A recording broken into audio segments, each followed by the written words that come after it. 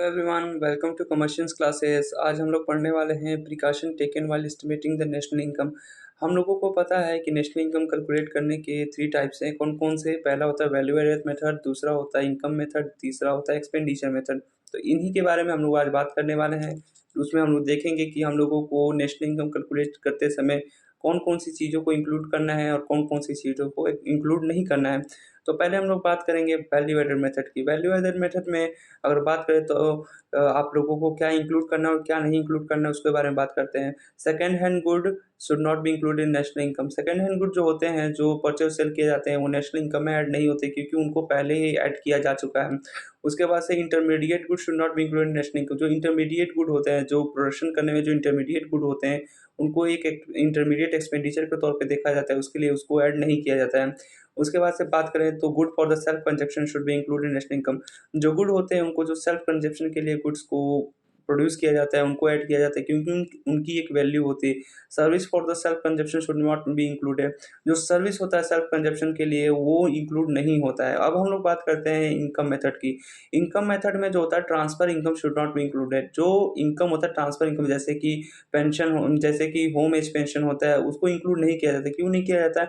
क्योंकि वो किसी भी बिना कुछ किए उसको वो मिलता है। वो जो ओल्ड एज पेंशन है वो बिना कुछ किए मिलता है, तो उसको ट्रांसफर इनकम कहते हैं, उसको इंक्लूड नहीं किया जाता है।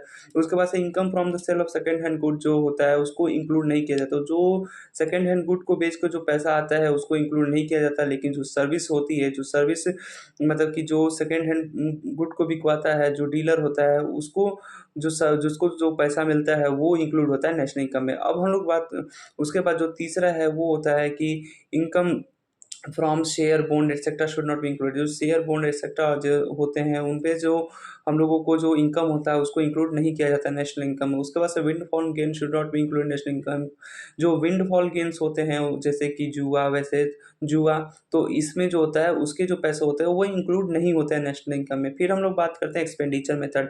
एक्सपेंडिचर मेथड में जो चीज़ें ऐड नहीं होती है उसका नाम है, वो होता है expenditure on the purchase of second hand good should not be included. जो सेकंड हैंड गुड को जो परचेज किया जाता है उस पे जो खर्चा होता है उसको इंक्लूड नहीं किया जाता है। उसके बाद से होता है intermediate expenditure should not be included. जो फाइनल गुड प्रोड्यूस होने में जो इंटरमीडिएट एक्सपेंडिचर होते हैं उसको इंक्लूड नहीं किया जाता है।